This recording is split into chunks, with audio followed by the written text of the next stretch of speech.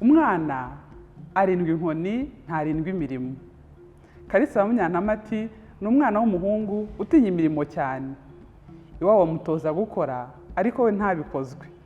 Aribwira ati nta mpamvu yo kwicisha imirimo kandi iwacu dufite abaja ndetse n'abagaragu benshi. Umunsi umwe ababyeyi bamutumye kuvoma ajyayo yangira, ndetse ageze ku mugezi asanga yibagiwe ikivomesho. Ndagushishikariza gusoma iki gitabo Karisa Wa Munyantamati kugira ngo wiyumvire uko byamugendekeye ageze ku mugezi agahura n'igikeri cy'indondogozi. Iki gitabo cyanditswe na Denyse Umuhuza, gishushanywa na Felix Seminega.